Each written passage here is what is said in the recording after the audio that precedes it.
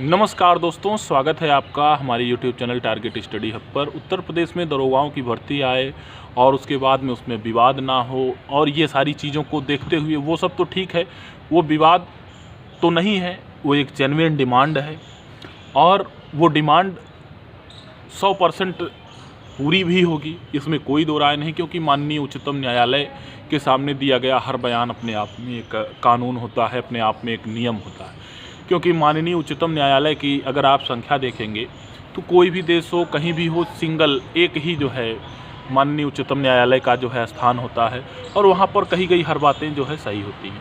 लेकिन जब से मिनिस्टीरियल एएसआई का जो है फॉर्म आया है, उसमें स्टेनो के भी पद हैं और जो है क्लर्क के पद हैं कॉन्फिडेंशियल डिपार्टमेंट के, और UP police assistant sub inspector clerk हैं, ये सारे जो है जो पद आए हैं उसमें भी एज की गणना सेम टू सेम करने से बहुत से लोगों के मन में एक जो है प्रश्न उठने लगा है कि कहीं जो है मतलब कि अगर हमको भी उसी तरीके से रिलैक्सेशन मिल जाए तो सही रहता। देखिए, पहली चीज़ तो यहाँ पर कमी जड़ में ही है। जड़ में ही कैसे है?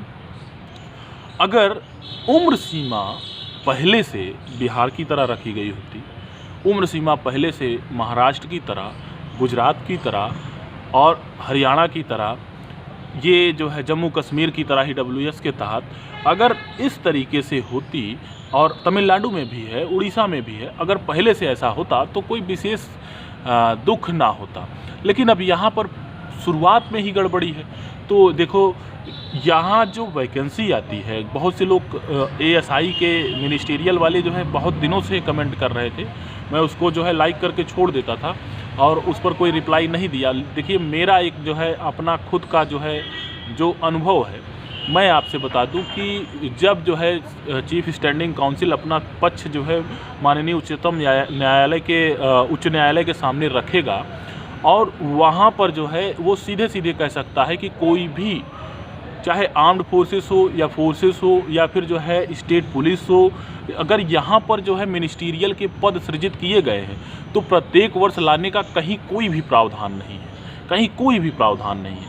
तो इसमें जो कट ऑफ डेट है ये गलत है। इसके आधार पर आप जो है याचिका दाखिल कर सकते हैं और नो डाउट आप जीत भी हासिल कर सकते हैं। लेकिन अगर ये कहिए कि ऐसे ही बिना किसी जो है मतलब कि कारण अकारण जो है वो बताए हुए, तो उसमें जो है आपको हो सकता है कि एक यही ग्राउंड बनेगा कि वैकेंसी इस महीने आ रही है और जो है एज का काउंट जो है 6 महीने आगे से किया जा रहा है। एक ये ग्राउंड बनेगा।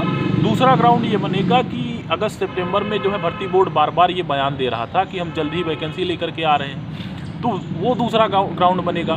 लेकिन इन सबों में को देखते हुए मैं आपसे जो है ये कह सकता हूँ कि मिनिस्टीरियल एसआई में जो अखबार पत्र में दिया गया बयान होता है उस पर भी उनके अपने तर्क हो सकते हैं और दूसरी चीज़ें अपने तर्क हो सकते हैं। सिर्फ एक ग्राउंड जो ये बन रहा है, इनको कट ऑफ डेट 1 साल कम से कम जो है पीछे करना चाहिए था, या वैकेंसी 6 महीने बाद लेके आते तो कोई विवाद ही नहीं रह जाता।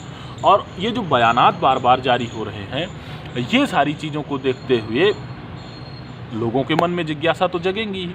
तो ये ग्राउंड नो डाउट है और इसमें भी हो सकता है कि आपको ज़्यादा तो रिलैक्सेशन नहीं मिलेगा, क्योंकि कोविड का रिलैक्सेशन इसलिए इसमें नहीं मिल सकता है क्योंकि इस वैकेंसी ही नहीं डिसाइडेड है।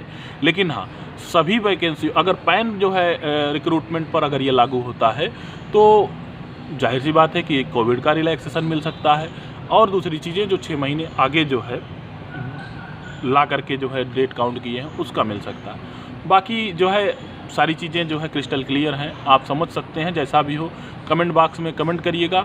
और जो है दीपक सिंह जो है उसके लिए भी संभवतः वीडियो बनाए थे और हो सकता है कि वो इस पर जो है कुछ न कुछ अपना जो है ग्राउंड लेकर के जाएं।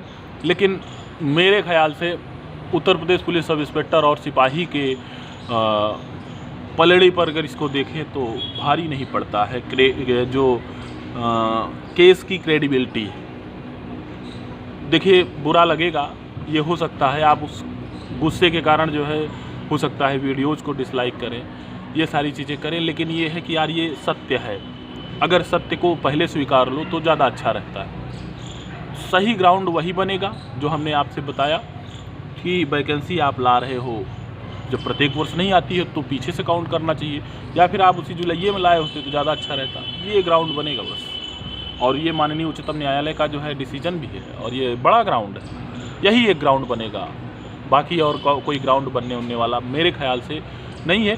बन जाए बात अलग है, क्योंकि बहुत बड़ा अत्याचार है ये, खासकर सवर्ण समाज के बच्चों के लिए, सवर्ण समाज से जो भी आता है उसके बच्चों के लिए ये बड़ी बात है। बाकी चीज़ों के लिए जैसा भी हो आप कमेंट बॉक्स में कमेंट करिएगा। बहुत बहुत धन्यवाद।